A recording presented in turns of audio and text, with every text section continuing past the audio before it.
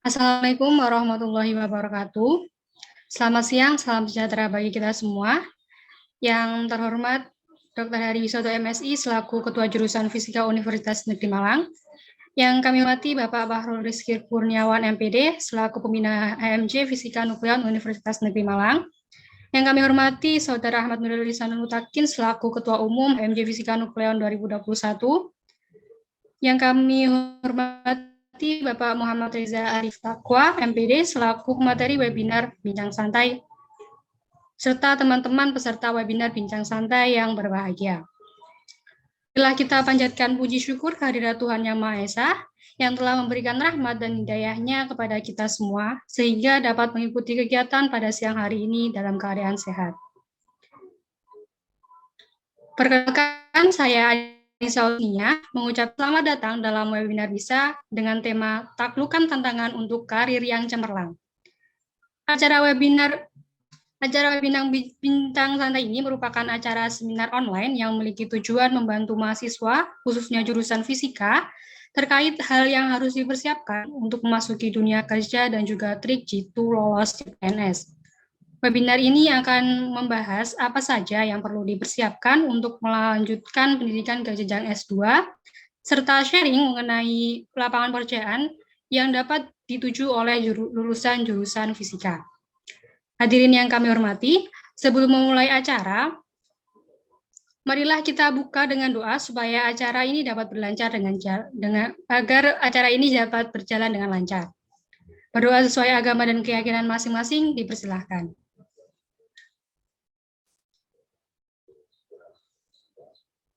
Berdoa selesai. Sebelum berlanjut ke acara selanjutnya, saya ingin mengingatkan kepada teman-teman peserta, jangan lupa untuk men-capture atau men-screenshot acara sebagai syarat dari presensi. Terima kasih. Baik, untuk acara selanjutnya yaitu sambutan. Sambutan yang pertama akan disampaikan oleh Saudara Rini Zakia selaku Ketua Pelaksana. Kepada Saudara, dipersilahkan. Baik, terima kasih. Sebelumnya, apa suara saya sudah masuk ya? Sudah terdengar, Kak? Ya, terima kasih. Assalamualaikum warahmatullahi wabarakatuh. Selamat siang, salam sejahtera untuk kita semua. Yang terhormat, Dr. Heri Wisoto MSI selaku Ketua Jurusan Fisika Universitas Negeri Malang. Yang kami hormati Bapak Bahrul Rizky Kurniawan, MPD, selaku Pembina HMJ Fisika Nukleon Universitas Negeri Malang. Yang kami hormati Saudara Ahmad Nuril Ihsanul Mutakin, selaku Ketua Umum HMJ Fisika Nukleon 2021. Yang kami hormati Bapak Muhammad Reza Arif Taqwa, MPD, selaku pemateri webinar Bincang Santai, serta teman-teman peserta webinar Bincang Santai yang berbahagia. Saya di sini selaku Ketua Pelaksana mengucapkan terima kasih yang sebesar-besarnya kepada seluruh peserta dan juga tamu undangan yang telah berkenan hadir dalam acara webinar Bincang Santai ini.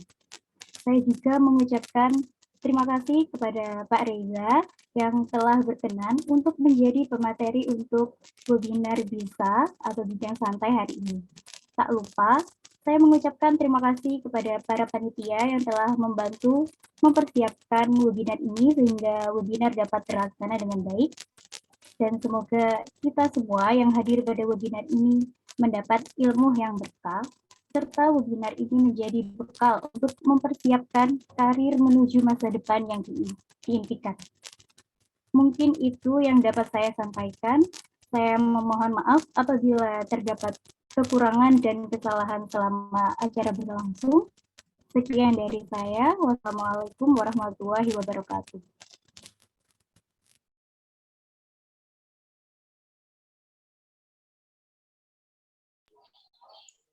Terima kasih disampaikan. Untuk sambutan yang kedua, yaitu akan disampaikan oleh Bapak Bahrul Rizky Kurniawan, MPD, selaku pembina dari HMJ Fisika Nuklir 2021. Kepada Bapak Rizky, dipersilakan. Baik, terima kasih Mbak Ani Saul sebagai MC. Bismillahirrahmanirrahim. Assalamualaikum warahmatullahi wabarakatuh. Alhamdulillah di hari libur ini ya, hari Minggu sebelum perkuliahan berlangsung masih sangat ramai ini pesertanya sekitar 8.000 orang ini rupanya. Alhamdulillah ini cukup menarik. Artinya walaupun belum mulai kuliah, semangat untuk belajar itu sudah sangat tinggi. Dan topiknya memang salah satu topik yang menarik ya, tentang taklukan tantangan untuk karir yang cemerlang. Jadi saya ucapkan selamat untuk panitia dan ketua pelaksana juga dan jajaran HMJ yang telah berhasil merancang kegiatan ini. Jujur saja acara ini merupakan salah satu kegiatan yang pernah saya bayangkan dulu pada waktu lulus kuliah. Ketika masuk dunia kerja, ketika baru lulus, saya pernah merasa bahwa kenapa kok tidak ada mata kuliah yang mengajarkan kita tentang bagaimana sih lapangan pekerjaan itu. Rupanya ini dari teman-teman HMJ bisa merancang menjadi suatu topik. Jadi harapannya nanti kepada seluruh mahasiswa yang hadir itu dapat belajar dari pemateri kita kali ini, Bapak Muhammad Reza Arif Taqwa, bagaimana tantangan yang ada saat ini dan apa saja yang harus dilakukan untuk menggapai karir yang cemerlang. Terima kasih Pak Reza sudah berkenan diganggu ini hari liburnya. Sepertinya Pak Reza ini memang sangat sibuk gitu ya, dan sangat aktif, namun tetap meluangkan waktu agar mahasiswa di jurusan fisika ini benar-benar lulus dengan modal yang bagus. Nah itu sangat saya apresiatif dari pembina MJ, saya ucapkan terima kasih Pak Reza. Kalau menyangkut Pak Reza ini yang saya ingat dulu itu ketika sama-sama mendaftar CPNS itu ya, itu saya pernah diketawakan sama Pak Reza gitu. Waktu itu di kereta bareng ke Surabaya ikut tes CPNS, saya diketawakan sama Pak Reza gara-gara kita itu beli buku bareng tes CPNS, tapi punya Pak Reza itu sudah lecek gitu ya, kumel. Punya saya itu masih terbungkus rapi plastik. Jadi belinya sama, belinya bareng di tempat yang sama, nitip gitu.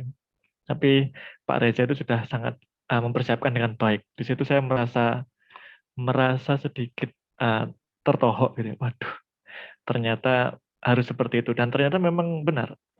Tidak ada yang namanya keberuntungan. Yang ada hanyalah persiapan bertemu dengan peluang. Dan disitulah Pak Reza memanfaatkan kesempatan dengan baik.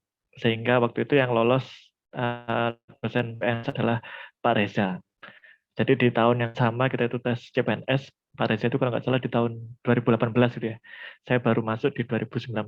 Jadi ya selisih 1 tahun. Walaupun usianya itu lebih muda Pak Reza. Wah ini, jadi ketika dari panitia HMJ mengajukan siapa ini pematerinya Pak Reza, wah ini cocok ini.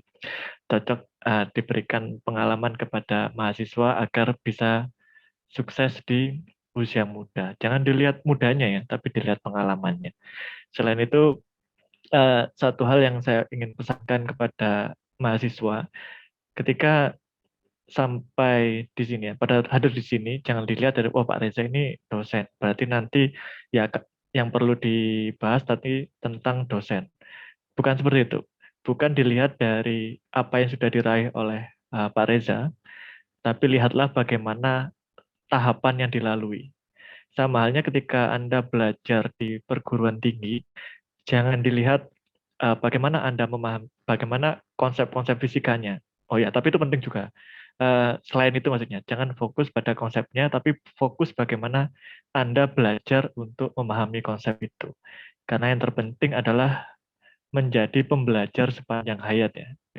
Bagaimana Anda terus belajar setiap hari selama hidup Anda, untuk menggapai karir yang cemerlang. Jadi tidak cukup belajar itu hanya sampai S1, hanya sampai S2, kemudian berhenti, tapi belajarlah sepanjang hayat. Itu saja yang ingin saya sampaikan untuk memotivasi Anda semua. Harapannya nanti silakan, karena ini bincang santai ya, santai gitu ya sama Pak Reza, tapi ya yang sopan, tanyakan apapun, kalau perlu apa sih Pak rahasianya gitu ya, atau triknya seperti apa, atau dukunnya kemana, itu boleh tanya aja semua. Nanti biar dijawab semua oleh Pak Reza. Ini sebelum mengawali perkuliahan ini bagus.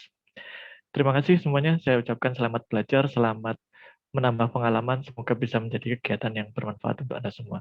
Saya akhiri. Wassalamualaikum warahmatullahi wabarakatuh. Terima kasih Bapak atas sambutannya. Baik, untuk acara selanjutnya yaitu acara yang kita tunggu-tunggu, yaitu penyampaian materi dan sesi tanya jawab yang akan dipandu oleh Saudara Muhammad Adim Akbar selaku moderator pada webinar kali ini. Kepada Saudara Muhammad Adim Akbar, saya persilahkan. Terima kasih kepada MC atas kesempatan yang telah diberikan kepada saya. Assalamualaikum warahmatullahi wabarakatuh. Perkenalkan, saya Muhammad Adim Akbar, selaku moderator akan memandu jalannya acara pada siang hari ini. Sebelumnya, saya akan membacakan peraturan selama acara ini berlangsung. Nomor 1, pastikan internet di perangkat komputer atau laptop atau ponsel Anda stabil. Lalu 2, link Zoom akan dibagikan 30 menit sebelum dimulai. 3, format nama untuk peserta adalah peserta _ nama lengkap. 4, seluruh peserta wajib mengenakan pakaian rapi dan sopan. 5, peserta diharapkan memasuki platform Zoom tepat waktu. 6, seluruh peserta diharapkan mengaktifkan kamera dan mengaktifkan mikrofon saat acara berlangsung. Nomor 7, peserta yang ingin bertanya jawab dengan izin moderator atau menulis pertanyaan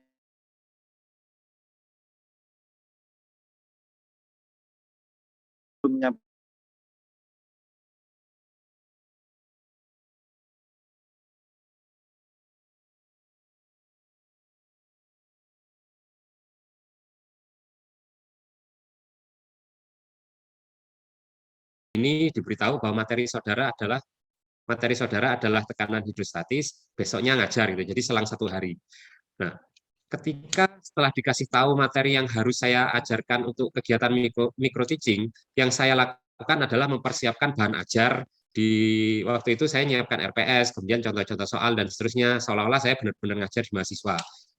Hal lain yang saya persiapkan ketika micro teaching adalah saya membuat alat pesawat Hartel itu ya, untuk menentukan tekanan hidrostatis, untuk simulasi bahwa tekanan hidrostatis itu adalah konsepnya gini. Sementara pesaing saya yang lainnya, 2 orang lainnya itu tidak menyiapkan itu. Jadi mereka menyiapkan PPT yang saya siapkan, saya menyiapkan perangkat ajar kayak RPS, kemudian soal dan seterusnya itu saya siapkan, tapi mereka tidak menyiapkan. Jadi 2 keunggulan saya ketika micro teaching adalah saya menyiapkan perangkat ajar dan saya menyiapkan bahan, bukan praktikum sebenarnya, bahan untuk simulasi yang real untuk menjelaskan konsep itu kelebihan saya. Jadi saya berusaha menunjukkan kelebihan saya dibandingkan dengan pesaing saya. Yang kedua adalah yang berikutnya adalah wawancara. Wawancara dilakukan dalam bahasa Indonesia dan bahasa Inggris, beberapa dalam bahasa Inggris. Saya rasa kalau pesaing saya juga sedikit-sedikit sama kayak saya bisa bahasa Inggris gitu ya, karena bahasa Inggris saya juga nggak begitu lancar sebenarnya. Hal yang paling berbeda yang saya lakukan adalah saya ngeprint semua kegiatan saya dari S1 yang menunjukkan kompetensi saya. Jadi waktu saya Bina Olimpiade saya dapat piagam, kemudian paper-paper saya selama kuliah, kemudian saya ikut seminar nasional, seminar internasional, itu semuanya saya print sertifikatnya, saya jadikan satu, lumayan tebal waktu itu. Itu saya berikan kepada pewawancara saya. Sementara pesaing saya tidak. Nah, itu usaha saya untuk yang ini menunjukkan bahwa saya itu lebih daripada yang lain, daripada pesaing saya gitu ya. Oke, selanjutnya adalah setelah lulus SKB baru CPNS. Jadi kurang lebih perjalanannya gitu. Ada pengumuman pembukaan formasi, seleksi bahan, setelah itu SKD lolos, diambil 3 besar. 3 besar itu artinya gini, kalau misalkan dalam suatu institusi yang dibutuhkan adalah 2 orang, maka yang lulus SKD ini adalah 2 kali 3 besarnya tadi, 2 kali 3 orang. Artinya yang masuk ke tahap SKB adalah 6 orang. Kalau yang dibutuhkan adalah 2 orang formasinya. Gitu ya. Jadi nggak boleh banyak-banyak. Karena ini untuk memperkecil yang namanya KKN. Kalau misalkan yang lulus SKD atau lolos passing grade semuanya diloloskan, maka nanti bahaya. gitu ya. Maka diperkecil kemungkinan KKN-nya sehingga diambil keputusan bahwa yang lolos di tahap SKB adalah 3 kali jumlah formasi yang dibutuhkan. Ini nanti kalau ada pertanyaan bisa langsung ditanyakan ya. Oke, selanjutnya saya hanya share yang saya ketahui aja. Untuk materi CPNS, ini saya ambil dari peraturan yang terbaru. Nah, ini saya lupa peraturan. Nah, ini Peraturan Menteri Pendayagunaan Aparatur Negara dan Reformasi Birokrasi Republik Indonesia nomor 27 tahun 2021. Ini adalah soal yang untuk tes CPNS saat ini. Yang pertama adalah tes wawasan kebangsaan atau tes TWK. Ini bagi orang eksakta ini adalah tes yang berat sekali termasuk buat saya. Jadi TWK itu adalah momok bagi saya ketika tes CPNS. Jadi di tes wawasan kebangsaan nanti yang diuji yang pertama adalah terkait nasionalisme. Ini cuma share apa yang diujikan ya, bukan kasih soal untuk yang TWK. Karena kalau TWK kan intinya kalian baca, kalian punya banyak wawasan, maka nanti kemungkinan besar kalian bisa jawab. Yang pertama nasionalisme itu menunjukkan kepentingan nasional melalui cita-cita dan tujuan. Bisa kalian baca sendiri wes. Yang jelas poin pentingnya yang pertama nasionalisme. Yang kedua adalah integritas. Nah, itu harus menjunjung tinggi nilai kejujuran, tanggung jawab, komitmen, dan seterusnya. Ini sebenarnya masih bisa pakai logika. Jadi tanpa wawasan kalian tahu yang mana yang benar, yang mana yang salah. Gitu ya. Kemudian ada bela negara. Dan yang terakhir adalah pilar negara. Nah, pilar negara ini kan dulu waktu SMA itu ada LCC 4 pilar gitu ya. Nah, itu saya nggak pernah ikut waktu SMA, itu nggak pernah ikut LCC 4 pilar. Pelajaran KWN itu nggak ada yang masuk sama sekali. Pelajaran sejarah dulu waktu kelas 1 ya lupa-lupa gitu ya, nggak pernah baca dan seterusnya. Tes CPNS ini benar-benar saya lakukan untuk bisa menambah wawasan saya. Jadi di 4 pilar itu nanti yang diujikan yang pertama adalah Pancasila, yang kedua UUD 1945, yang ketiga adalah NKRI atau Negara Kesatuan Republik Indonesia, dan yang keempat adalah terkait Bhinneka Tunggal Ika. Itu. Nah, hal yang paling saya banggakan, saya banggakan soalnya dalam waktu 2 bulan lebih itu poin 2 ini dari mulai pembukaan undang-undang, pembukaan bos ini sampai aturan peralihan pasal tambahan itu semuanya saya hafal dengan detail. Jadi kalau kalian tanya pasal sekian ayat sekian bunyinya apa, atau ini merupakan ada bunyi pasal terus tanya ini pasal berapa ayat berapa, itu saya bisa hafal dengan detail waktu itu. Karena dalam waktu 2 bulan itu persiapan saya TWK ini benar-benar gila-gilaan, benar-benar pokoknya benar-benar saya persiapkan dengan matang sekali. Tapi waktu saya tes, poin 2 ini benar-benar tidak ada yang keluar satupun. Mengenai pasal-pasal itu nggak ada yang keluar satupun. Padahal saya benar-benar prepare-nya di bagian ini. Makanya waktu itu tadi sudah diceritakan sama Pak Rizky bahwa waktu itu saya beli buku CPNS-nya bareng-bareng. Kemudian saya dan Pak Rizky itu tesnya kebetulan di Surabaya. Jadi berangkat dari Malangnya bareng-bareng berdua naik kereta gitu ya. Terus dia nanya untuk tes, Pak Rizky nanya beliau nanya, Pak Rizky nanya untuk tes CPNS ini apa aja yang dipersiapkan katanya gitu.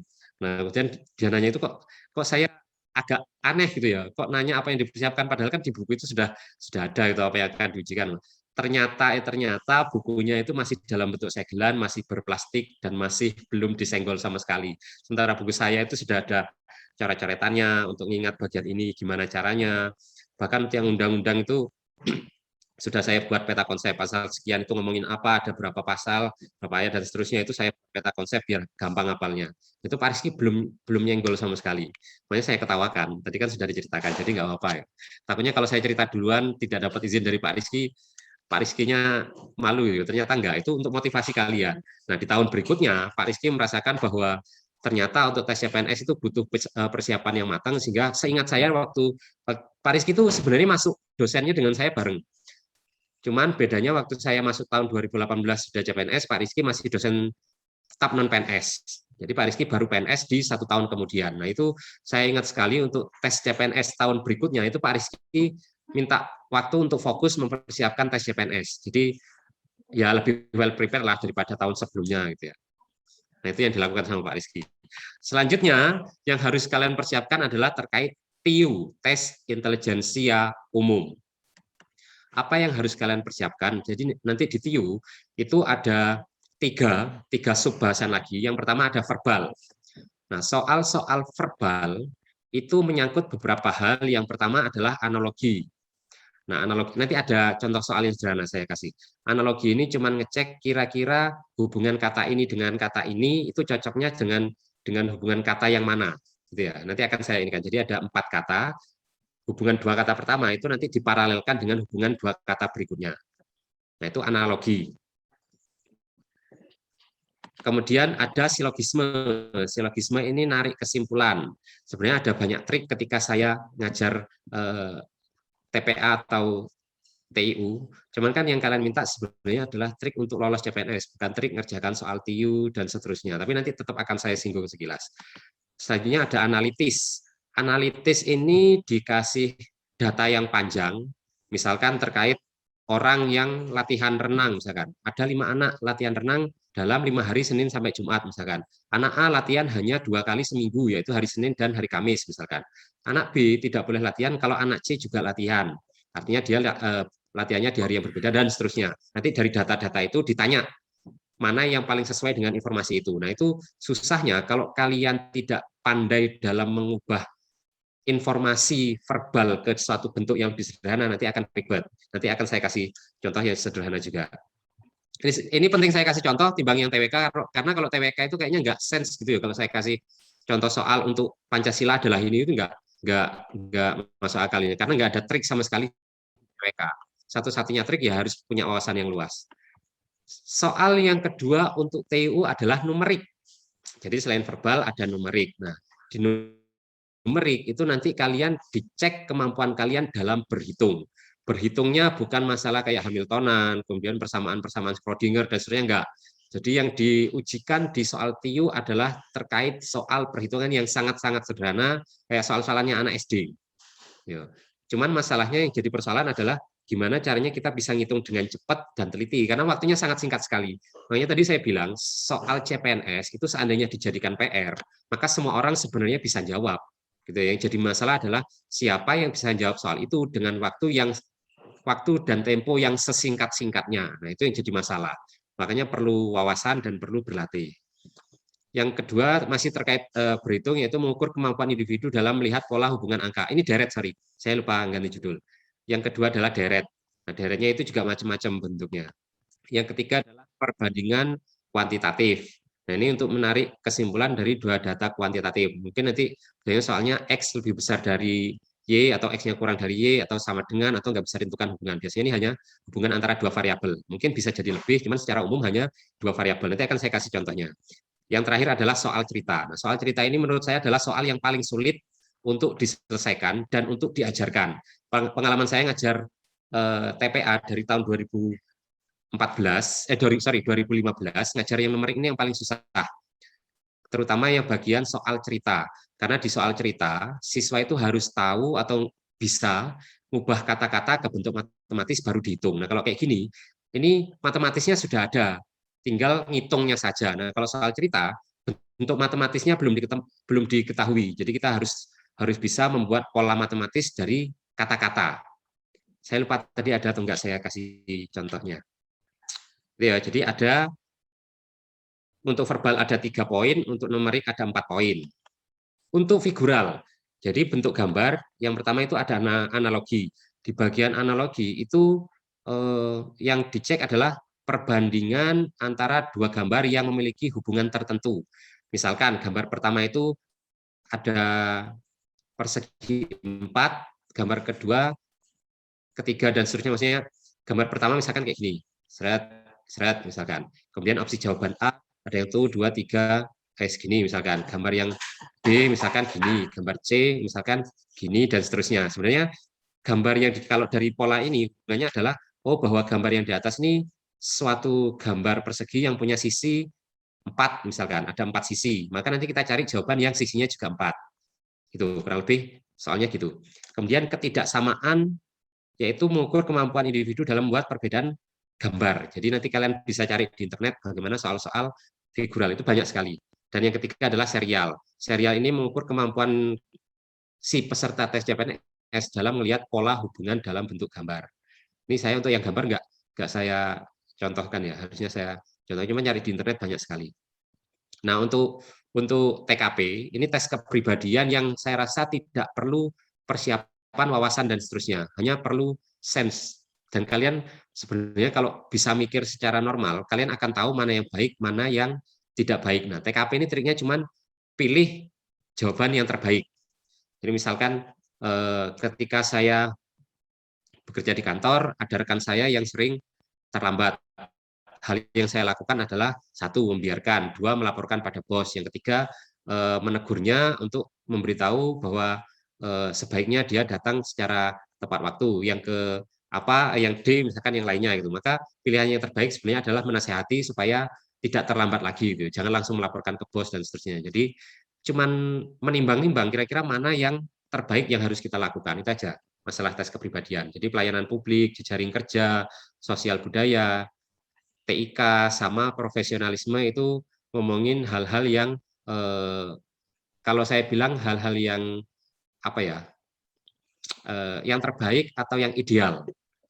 Nah, biasanya kalau kita sudah kerja, hal yang terbaik atau ideal itu jarang sekali dilakukan gitu ya. Kalau ada teman kerja ya teman kerja yang terlambat atau nggak masuk kantor ya sebenarnya kita babah kan biasanya gitu. Cuman kalau dalam tes TKP itu harus melakukan hal yang terbaik untuk kemajuan kita sendiri atau lembaga kita. Harus dipikirkan yang demikian. Nah, ini hal yang saya mau share. Ini berapa menit sudah ya? Saya biasanya dikasih waktu untuk ngasih materi kayak gini 1 jam, cuman kok kayak selalu kelamaan gitu ya. Entah dikarenakan materinya terlalu ringkas sehingga nggak bisa banyak dibahas, atau saya ketika ngomong kelewat cepat, atau pengalaman saya dibagikan tidak terlalu banyak, atau yang lainnya. Saya nggak tahu. Ini baru 10-an menit lebih. Kayaknya nggak nyampe 1 jam. Jadi nanti silakan adik-adik pahami baik-baik apa yang saya sampaikan, karena saya nggak sampai 1 jam ngoceh, nggak sampai 1 jam ceramah dan seterusnya, karena saya tahu akan sangat membosankan sekali kalau webinar ini bicaranya satu arah seperti ini. Jadi nanti silahkan tanyakan apapun yang akan kalian tanyakan, bahkan di tengah-tengah saya ketika ngomong, silahkan mungkin bisa open mic, kemudian ajukan pertanyaan, seandainya nanti takut lupa. Persiapan tes CPNS saya. Nah ini, kalau ditanya kenapa saya mempersiapkan diri dengan sangat keras, benar-benar mempersiapkan diri, karena saya bahwa peluang saya adalah dari sekitar 200 pendaftar. Gitu ya. Jadi yang saya tahu itu kan ada 180 lebih yang daftar di 3 hari menjelang penutupan. Dan seharusnya masih ada penambahan lagi. Jadi saya perkirakan kurang lebih yang tes UM itu ada sekitar 200-an, yang salah satunya adalah Pak Rizky yang nggak punya persiapan sama sekali untuk SKD. Itu saya hanya punya peluang 1 di antara 200-an. Jadi ya saya sadar peluang saya itu kan hanya 0, sekian persen. Maka saya harus benar mempersiapkan diri untuk bisa jadi yang 1 ini, bukan di antara yang 100 ini. Dan saya benar-benar bersyukur karena ternyata saya ada yang di sini. Oke, persiapan tes saya untuk SKD. Nah, ini saya ceritakan. Jadi nanti bisa mempertimbangkan diri. Cukup nggak sih ketika saya tes CPNS hanya dengan belajar 1 buku dan seterusnya? Yang pertama yang ingin saya sampaikan ada yang namanya TKDA. Jadi TKDA ini tes resmi yang biasanya kalau ini Otobappenas ya yang paling terkenal. Cuman ada beberapa lembaga institusi yang juga mengadakan tes TKDA yang diakui Kemendikbud. Salah satunya ada UNER. Jadi saya tesnya di UNER. Nah, data dari UNER itu menunjukkan bahwa ini bukan data ya kalau ini. Tes TKD itu skornya antara interval 200 sampai 800. Artinya kalau di tes TKDA atau TPA, jawaban kalian salah semua, maka skor kalian sudah 200. Jadi jangan senang dapat 200 itu artinya salah semua gitu jawaban kalian. Terus kalau kalian benar semua jawab soalnya, maka skor kalian adalah 800. Seperti itu. Nah, selama ini data dari tes UNER, rata-rata skor TKDA adalah 500.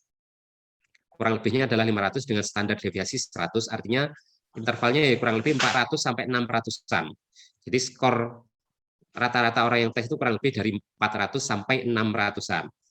Tes SKD saya, ini saya bukan mau ini, cuman menunjukkan bahwa sebenarnya well prepared dari dulu, dari 2015 pengalaman saya ngajar TKD itu tidak ada sia-sianya gitu. Ternyata yang saya lakukan dengan belajar dari dulu, mempersiapkan tidak sengaja sebenarnya mempersiapkan ya, mempersiapkan diri untuk mengajar TKD, belajar terus untuk mengajar TKD dengan baik dan seterusnya. Ternyata hal positif yang saya dapatkan bukan hanya sekedar gaji saya ketika ngajar TKD, tapi ketika saya tes TKD ternyata nilai saya tinggi, ketika saya tes CPNS ternyata saya bisa lolos SKD, dan seterusnya. Nah, bagian verbal memang saya akui saya paling lemah. Ya, bagian verbal paling paling lemah karena kayak apa ya? Mikirnya agak susah menurut saya, apalagi kalau ketemu soal yang masalah pembedahan kata. Jadi ketemu soal nanar itu saya nggak tahu apa artinya. Setelah saya cek, oh ternyata nanar itu artinya bingung. Jadi bahasa Indonesia sendiri kalau kita telusuri ternyata ya banyak pembenaran kata yang kita tidak pahami karena kita tidak pernah pakai itu. Ini jangankan bahasa Inggris, bahasa Indonesia aja banyak yang kita nggak pahami. Gitu.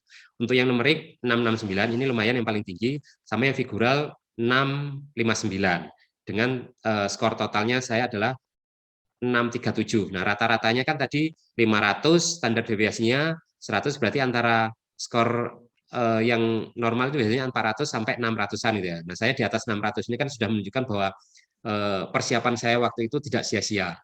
Nah, itu penting. Jadi adik-adik jangan pernah belajar hanya untuk mempersiapkan tes. Nah, saya mau tes ini sebenarnya juga ada kekhawatiran. Saya nggak ada persiapan, nggak belajar lagi gitu. Tapi ternyata apa yang saya ajarkan dulu masih ingat. Gitu. Nah, ini yang mau saya ceritakan. Jadi sebenarnya persiapan tes CPNS saya itu tidak saya sadari ternyata sudah saya persiapkan jauh-jauh hari. Untuk TKDA ternyata saya sudah mempersiapkan tes CPNS saya di tahun 2017 itu sejak tahun 2015. Karena saya ngajar TKDA dari tahun 2015. TKDA atau TPA ya. Jadi waktu itu saya ngajar TPA untuk persiapan tes perguruan tinggi. Jadi saya ngajar di Bimbel Brawijaya Intensive Center, mungkin ada yang tahu, itu bimbel yang khusus untuk anak-anak SMA kelas 3 atau yang gap years yang tujuannya untuk tes kedokteran gitu, pengen masuk dokter tapi harus butuh persiapan ekstra. Nah, itu bimbelnya yang khususnya di situ. Cuman nggak hanya itu aja untuk bimbel anak SMA, SMP juga ada sebenarnya. Cuman saya kebagiannya bagian itu. Kemudian ekstra 2 bulan menuju tes itu saya lakukan untuk persiapan TIU. Nah, itu yang tidak dilakukan Pak Rizky pada zaman kami tes.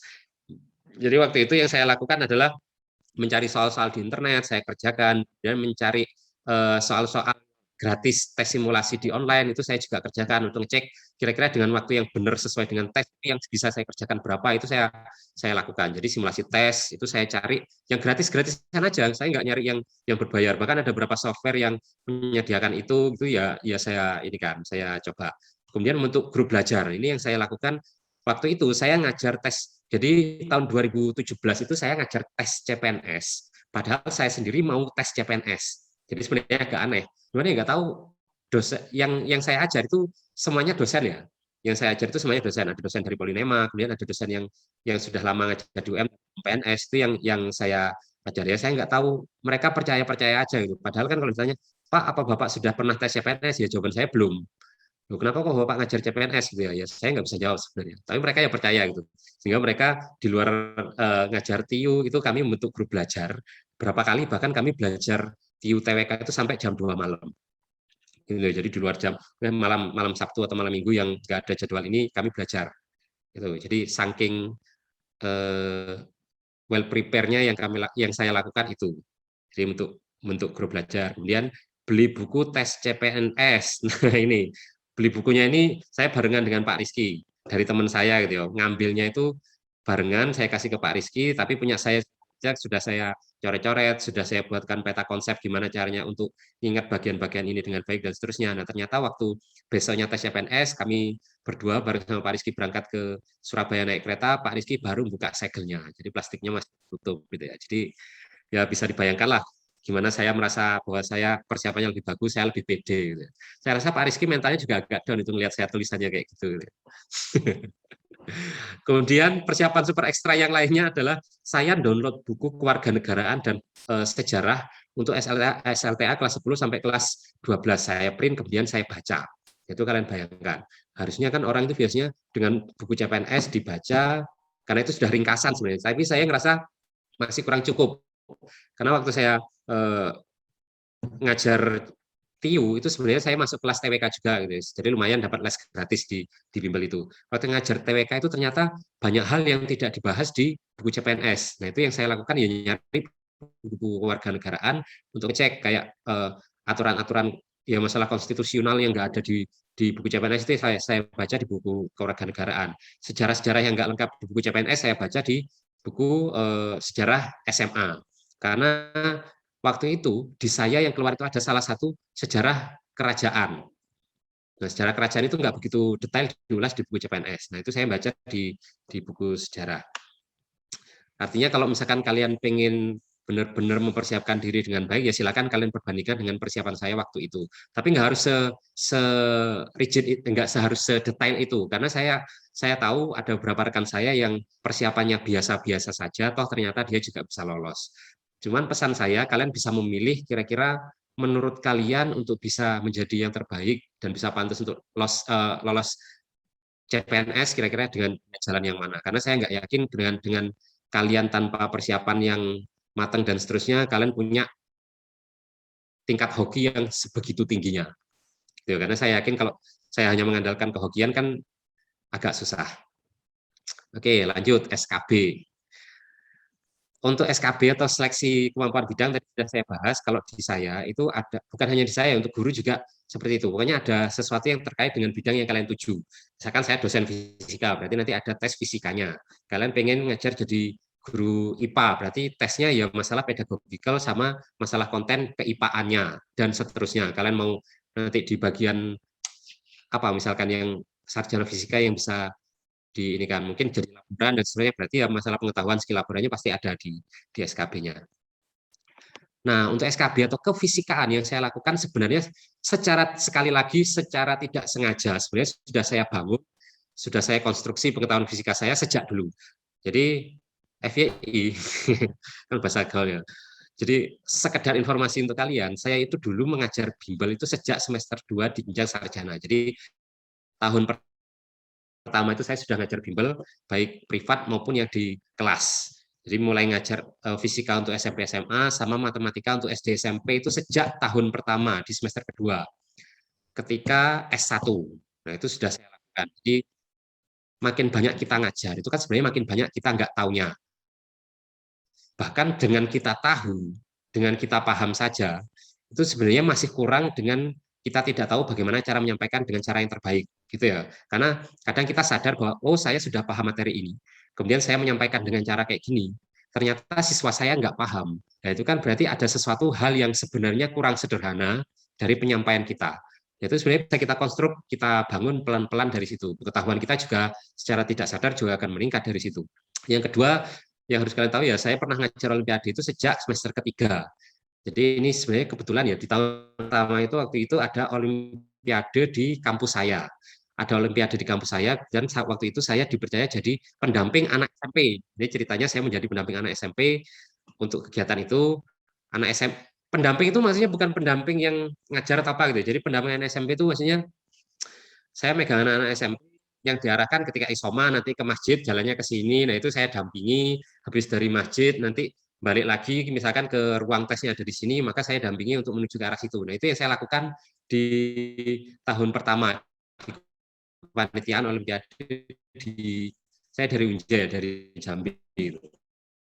Nah di satu itu sering nanya, gitu ya, anaknya kecil saya ingat dia sering nanya, Bang kalau misalkan ada konsep kayak gini tadi jawabannya gimana ya? Gitu. Jadi sambil nanya-nanya gitu saya jawab. Ya mungkin dari interaksi itu dia ngerasa bahwa kok asik ya nanya dengan mahasiswa gitu. Maka waktu itu dia ngajukan ke sekolahnya untuk tidak dibina oleh gurunya. Jadi kepala sekolahnya kebetulan setuju, dipanggillah saya menjadi pembina Olimpiade di SMP itu. Itu sejarahnya. Jadi hal saya bisa jadi pembina Olimpiade itu sebenarnya bukan karena saya pintar banget sehingga saya langsung ditunjuk. Ini enggak. Jadi kebetulan saja ada jalan saya menuju ke sana secara tidak sengaja gitu ya. Cuman dengan membina, ngobrol, ternyata kok adanya senang dengan cara menyampaikan saya.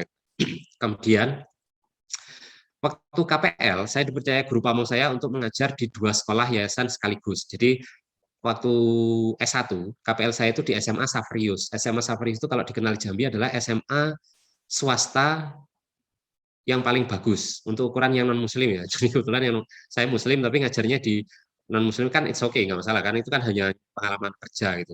Jadi waktu itu saya ngajar di KPL-nya di SMA 2. SMA 2 itu tidak lebih bagus, yang lebih bagus itu SMA 1 Saperius.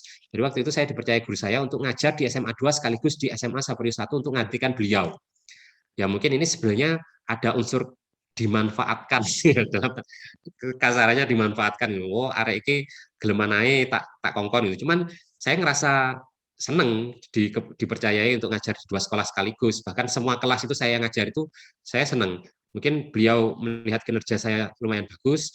Setelah itu saya tulis nggak ya? Nah ini, setelah itu saya dipercaya oleh guru pamong saya untuk ngajar Olimpiade di SMA itu plus ngajar LCC. Jadi setiap tahun di Jambi itu Universitas Jambi sama UIN Jambi itu mengadakan LCC ya, lomba cerdas cermat untuk fisika. Nah itu saya bina di sekolah tersebut. Tahun pertama ketika saya bina di Olimpiade SMA Saverius, anaknya itu ya memang faktor dari anaknya ya saya rasa. Tiap hari dia selalu nanya soal dan seterusnya. Kemudian selalu bahkan saya banyak tidak tahunya ketika ditanya soal, jadi saya banyak belajar dari situ. Nah, waktu tahun pertama saya bina Olimpiade di situ, anak itu bisa sampai ke nasional dan di nasional dapat medali perak, bukan perunggu ya, perak. Jadi waktu itu pertama kali saya bina Olimpiade, kemudian anak saya sampai ke nasional dan dapat medali, itu asal mulanya nama saya naik daun di Provinsi Jambi. Jadi keberhasilan itu yang membuat saya dipercayai untuk tahun setelah itu saya bina Olimpiade di tingkat kota dan provinsi untuk SMP dan SMA. Gara-gara itu. Jadi sebenarnya bukan karena saya pintar bina Olimpiadenya hebat dan seterusnya, cuman kebetulan anaknya banyak nanya, semangat belajarnya tinggi dan seterusnya, dan saya juga punya banyak waktu untuk sharing dengan dia. Nah, tahun berikutnya semester 6 jadi pembina Olimpiade Fisika SMP Kota Jambi dan Provinsi Jambi. Dari tahun itu juga saya menjadi pembina Olimpiade Fisika SMA se-Kota Jambi dan se-Provinsi Jambi. Gara-gara kinerja saya yang membawa anak ke nasional dan dapat medali. Tapi waktu itu yang mendampingi bukan saya ya. Waktu itu kan yang diutus hanya saya sebenarnya kan hanya pembina tapi bukan guru yang berwenang untuk membawa dia ke nasional. Cuman di balik itu kan semuanya bekerja keras itu saya. Nah, waktu itu saya dipercaya. Kemudian di semester 1 tahun 2015 ya saya mulai lagi. Jadi waktu kuliah saya pindah ke Malang. Jadi saya orangnya itu males yang fokus terlalu fokus ke kuliah. Jadi asalkan kalian tahu selama S1 itu sebenarnya saya lebih banyak ngajarnya timbang kuliahnya. Bahkan ini hal yang tidak pantas nggak ditiru ya harusnya. Bahkan ada satu mata kuliah yang ngajarnya itu sampai sore jam berapa itu saya lupa. Dan saya juga punya jam ngajar rutin di situ. Jadi saya selalu keluar permisi dan tidak balik ke situ untuk ngajar, pergi ngajar. Tuh, jadi prioritas saya bakal lebih ngajar timbang karena dosen. Wah ini nggak bagus juga ya kalau diceritain. Waktu itu menurut saya dosennya menurut saya ya mungkin kalau bagi mahasiswa lain punya pendapat lain ya tidak masalah. Menurut saya dosen itu ketika ngajar tidak begitu menyampaikan materi dengan enak dan seterusnya sehingga tidak bisa saya tangkap. Bahkan ketika mau ngajar materi tertentu ngobrolnya kemana-mana dan seterusnya gitu. Jadi saya ngerasa kok ya rugi kalau saya masuk. Cuman itu jangan ditiru. Kalau sampai ada mahasiswa yang di kelas saya keluar izin dengan saya untuk melakukan hal lain, nah itu nanti akan saya pecat dari kelas saya. Itu, jadi saya itu tipe orang yang nggak mau cuman sekedar kuliah gitu. Dan orientasi saya ya organisasi saya porsinya sedikit, saya lebih banyak ngajar. Itu bukan berarti saya nggak melakukan organisasi sama sekali. Sebentar.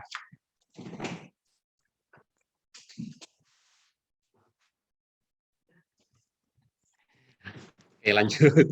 Ada gangguan sedikit tadi. Jadi waktu saya S2 di UM, semester 1 itu saya ngelamar bimbel. Jadi asal kalian tahu, saya masukkan bahan ketika di Malang gitu ya. Malang itu tempat saya baru dan seterusnya itu saya nggak punya informasi apa-apa. Itu saya nyari tempat bimbel, saya masukkan di Primagama sama di GO. Saya nggak tahu waktu itu mungkin Primagama tidak butuhkan karyawan. Jadi saya nyari masukkan bahan itu sebenarnya bukan based on recruitment. Jadi nggak diminta ada kebutuhan tentor baru dan seterusnya. Pokoknya ya saya masukkan aja karena yang saya tahu ada Primagama di Malang, ada GO di Malang ya saya masukkan. Ya mungkin karena di Primagama benar-benar tidak butuh tentor baru, saya tidak dipanggil untuk tahap berikutnya. Nah di GO itu saya dipanggil ke tahap berikutnya, tapi waktu itu saya dinyatakan lolos, cuman ngajarnya di Pandaan. Nah, saya nggak tahu Pandaan itu ternyata jauh ya, jadi nggak saya terima. Nah akhirnya saya daftar di PJ dan kebetulan diterima. Jadi intinya S2 pun saya kuliah sambil ngajar, gitu ya. Nah itu, nah ini foto saya gitu. Jadi dipercaya gitu ya. Dokumen yang saya punya ya saya tampilkan. Intinya untuk SKB tes kefisikaan saya itu tidak saya persiapkan hamin sekian menuju tes, tapi sebenarnya knowledge saya sudah saya konstruksi dikit-dikit sejak dulu-dulu kala. Nah itu keuntungannya, makanya nanti akan ada quote terkait ini. Ini pembina Olimpiade yang di Provinsi Jambi untuk fisika. Ini kan unyu-unyu toh.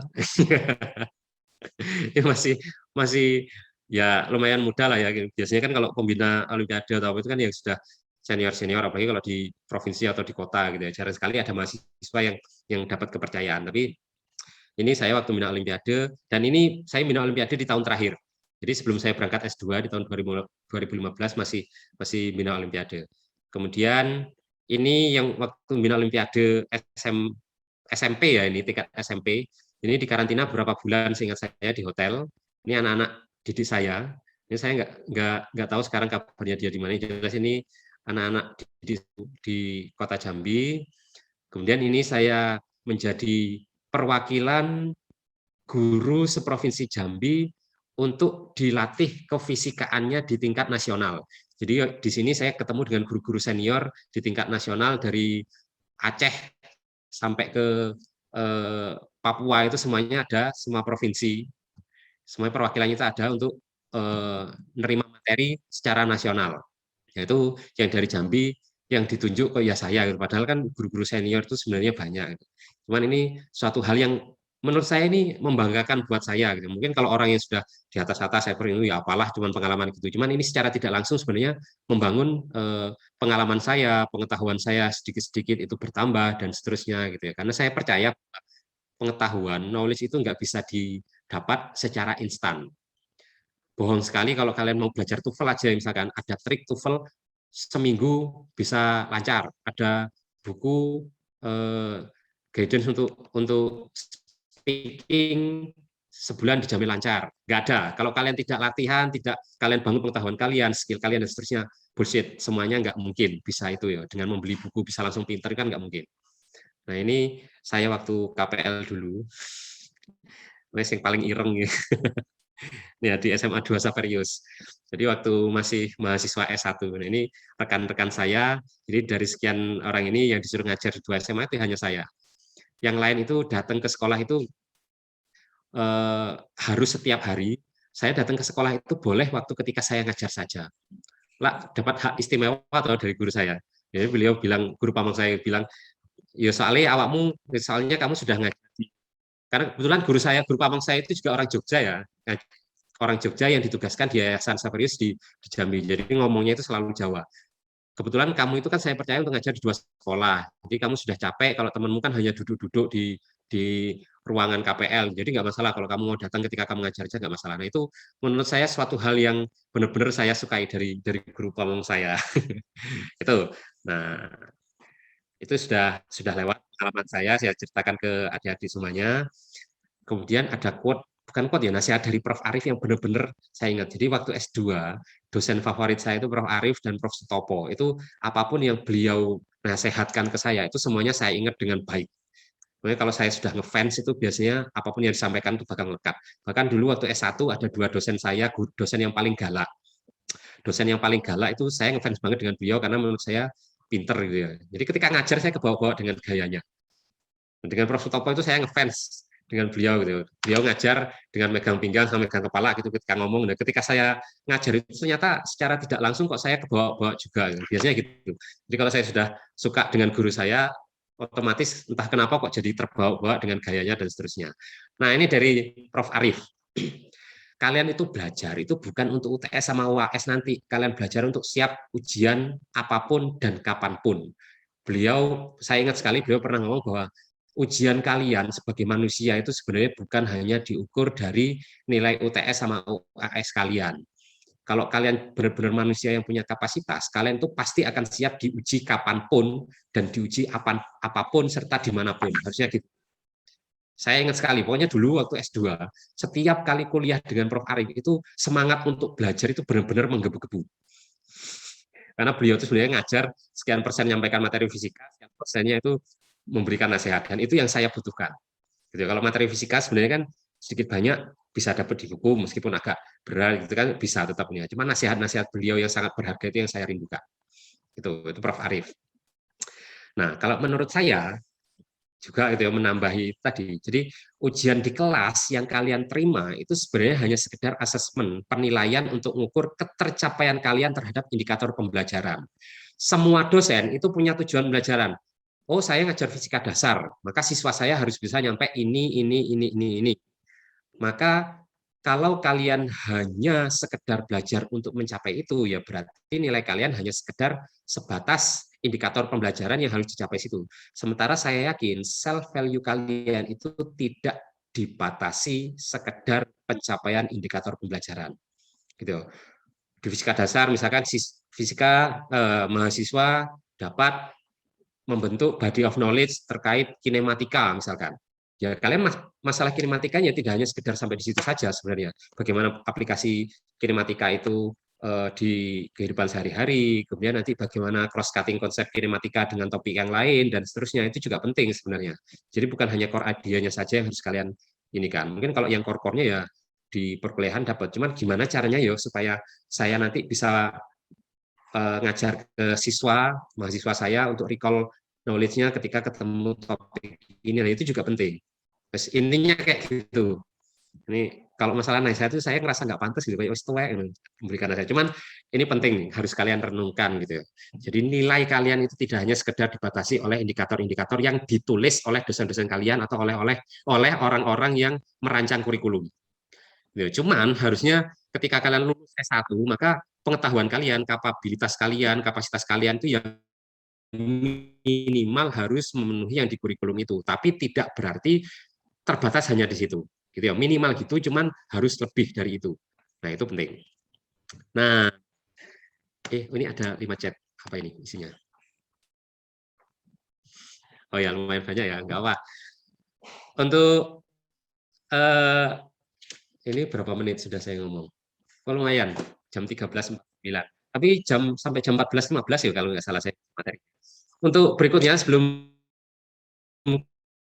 ke perhatikan slide-nya, mungkin ada yang rebahan tadi hanya mendengarkan suara saya atau sama sekali tidak mendengarkan apa yang saya sampaikan. Coba cek, halo, silakan kalian cek slide saya. Saya memberikan beberapa soal yang sederhana saja. Tadi yang susah-susah. Kita cuma nak kasih contoh. Kalau SKD itu tak ada susah hitungannya. Cuman kalau kalian terlalu memikirkan hal yang repot, yang ribet, lama waktu untuk menyelesaikannya. Kita cek soal yang sederhana. Oke, the first question. Silahkan dijawab pertanyaan ini. Jawabannya apa? Nanti ketika saya tanya, cobalah open mic sebentar gitu ya, jawabannya apa.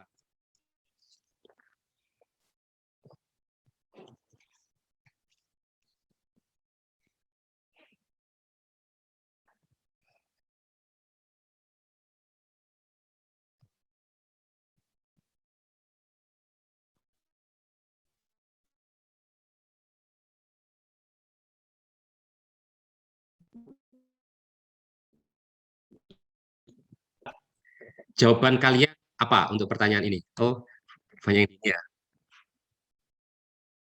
B, B, A. Ada yang B, ada yang A. Cuman kayaknya kebanyakan B di kolom chat. Oke, sip. Sudah terjawab. Oke, kita cek bagaimana trik untuk menyelesaikan soal yang semacam ini. Soal SKD itu adalah soal yang berkaitan dengan penularan. Menarik kesimpulan itu harus based on fact, artinya based on data yang ada di situ. Nah, soal silogisme atau narik kesimpulan itu sifatnya adalah tekstual, bukan kontekstual. Nah, itu penting. Sifatnya adalah tekstual, bukan kontekstual. Artinya apa? Apapun yang ada di teks, itulah yang benar. Dan jangan pernah memikirkan atau kontradiksikan yang ada di teks dengan yang ada di realita atau yang ada di konteks realnya. Dan itu salah kalau kalian itu. Jadi jangan dipikirkan dengan yang realnya. Nah, di sini kita cek. Pernyataan 1 itu ngomong semua pemain sepak bola dilarang memegang bola. Sorry. Ini sudah. Dilarang memegang bola. Dilarang memegang bola selama permainan. Nah, ini penjaga gawang itu boleh memegang bola. Maka jawabannya yang mana? Nah, kebanyakan dari kalian itu kan jawab yang B. Pemain sepak bola yang memegang bola adalah penjaga gawang. Nah, ini bukan jawabannya. Kenapa? Karena kalau kita milih opsi B, maka opsi B ini benar-benar tidak sesuai dengan pernyataan satu. Kan gitu. Jadi yang namanya pemain sepak bola, semua loh, bukan sebagian. Semua pemain sepak bola yang namanya pemain sepak bola itu nggak boleh pegang bola. Berarti kalau kalian jawab B, pemain sepak bola yang pegang bola adalah penjaga gawang, ini benar-benar menyalahi pernyataan satu. Maka jawabannya pas adalah A. Penjaga gawang bukan pemain sepak bola. Kenapa? Karena yang namanya pemain sepak bola tidak boleh megang bola. Lah kalau penjaga gawang boleh megang bola, ya dia bukan termasuk pemain sepak bola. Gitu. Ini salah satu saja. Trik-triknya banyak, lumayan banyak. Masalah keanggotaan itu bagaimana nanti caranya. Cuman kan setidaknya pengalaman saya ngajar ini ya buat saya untuk bisa lebih paham ini. Oke. Oh, ada yang E, tidak dapat ditarik kesimpulan. Nah, kalau jawaban tidak dapat ditarik kesimpulan, ini khusus untuk soal yang semacam ini. Sorry. Khusus soal yang silogisme, namun pernyataan pertama dan pernyataan kedua di soal itu yang tidak punya kaitan. Misal, pernyataan satu ngomong bahwa ini random aja ya, misalkan semua mamalia melahirkan. Misal, yang kedua ngomong bahwa semua gas dapat terbang, misalkan. Nah, di atas ngomongin mamalia melahirkan yang bahwa unggas terbang. Maka itu sesuatu pernyataan yang tidak ada kaitannya sama sekali. Maka itu pasti nggak usah baca yang lain-lain lagi. Triknya adalah langsung tidak dapat ditarik kesimpulan. Nah, selama ada hubungan pasti bisa ditarik kesimpulan. Gitu ya. Oke, soal sederhana yang berikutnya. Silakan. Yang punya jawaban langsung di chat nggak apa? Tadi saya bisa scroll pertanyaan-pertanyaan yang sudah masuk tadi. Oke, jawaban ini apa?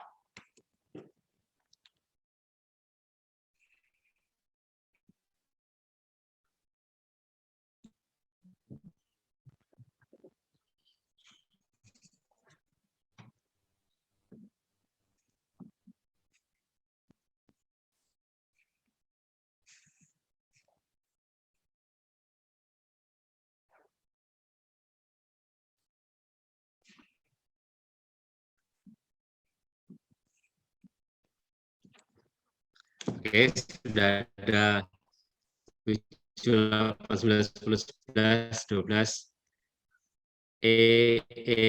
A,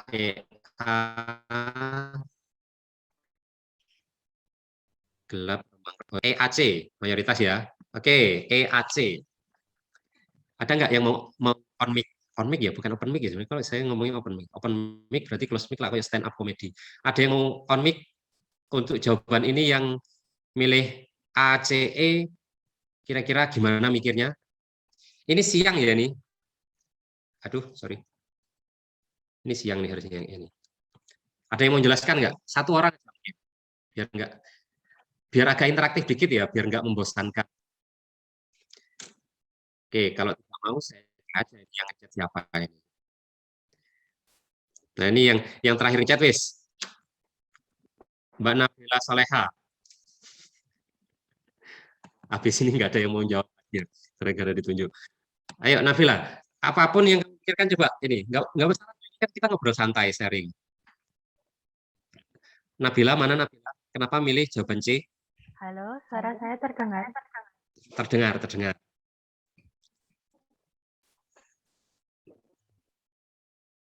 Ya, yang Gimana? saya jawab yang C, soalnya sama gitu Pak, yang kering sama yang panas gitu, terus yang lemur sama yang basah. Menurut saya gitu. I see. Sudah bisa nangkap. Ya. Kaitan ini, aduh. Sebenarnya nggak ada kaitannya. Loh, apa sih? Ya, yang jelas dengan jawab itu mengaitkan kering dengan panas. Ya, kering dengan panas. Ya. Terus yang lembab dikaitkan dengan yang basah. Ya. Oke, sip. Sudah dapat ini logikanya. Nah, yang harus diketahui ketika ketemu soal kayak gini. Ini biasanya di soal ini itu kita hanya ngecek keterkaitan antara dua kata atau lebih dengan kata lainnya. Karena biasanya ada 3 kata juga. Sorry. Mana ini? Ngapus. Kata ketiga dengan kata keempat. Nah, trik terbaik untuk menyelesaikan soal ini adalah kita mengkalimatkan pasangan kata tersebut, dikalimatkan. Jadi mengalimatkan juga harus arah. Misalkan kalau yang di soal kata kiri ini, ruas kiri ini mengalimatkan dari 1 ke 2, maka nanti di jawaban juga mengalimatkannya dari 3 ke 4. Tidak boleh dibalik. Dan logika berpikir bahwa 1 berkaitan dengan 3, 2 dengan 4, yang kayak Mbak Nabila tadi itu nggak ada, nggak boleh gitu. Jadi yang dikaitkan kan kata 1 dengan 2 dan 3 dengan 4. Itu trik untuk menyelesaikan soal gini. Jadi dipikirkan kira-kira kering dengan lembab itu kaitannya apa gitu ya. Jadi kalau misalkan di sini di kering lembab itu kalau misalkan kita ini kan tingkatan kan ada kering, ada lembab, ada basah tingkatannya. Kering, lembab, basah. Nah, kita cari sorry, bukan kita cari dulu ya. Ada kering, kemudian lebih bawah lagi ada lembab, lebih bawah lagi ada basah. Maka dari ketiga tingkatan ini, itu antara kering sama lembab itu bukan hal yang kontradiktif. Maksudnya yang benar-benar berlawanan. Jadi lembab itu hanya tengah-tengah di antara kering sama basah. Maka nanti jawabannya, kalau siang malam, ini harusnya tidak pas, karena ini kan berlawanan, kontradiktif, siang malam. Harusnya ya jawab yang kalau soalnya kering basah baru jawabannya siang malam. Maka yang ini bukan jawaban. Nah, yang C panas dan basah itu kaitannya juga agak aneh ya. Ini kan ngomongin tingkatan panas basah kan nggak ada tingkatannya. Mungkin kalau panas, hangat, dingin. Nah, bisa jadi panas, hangat, dingin. Nah, itu tingkatan. So, the best answer is A. Gelap, remang-remang, baru terang. Itu tingkatan. Jadi ini ngomongin tingkatan. Jadi bisa dikalimatkan, pokoknya melogikakannya itu seperti ini. Jadi dari 1 ke 2, kemudian 3 ke 4, atau sebaliknya. Kalau mau dari 2 ke 1, berarti ya dibalik dari 3 ke 4. Tidak boleh dibalik. Artinya kalau yang kiri 1 ke 2, kalian yang kanannya 4 ke 3, nah itu nggak boleh. Gitu. Simpel ya. Simpel tapi masih banyak yang keliru, jadi harus diingat. Oke, sebelum kering itu lembab, sebelum gelap itu remang-remang. Oh ya, itu yang alasan A tadi. Boleh. Sip, Mbak Yohana ya. Ini anak PA saya ini kalau nggak salah. Kalau nggak salah ini. Lanjut. Masih ada lagi, tenang. Biar kalian nggak ngantuk. Oke. Selesaikan hitungan ini dengan cepat.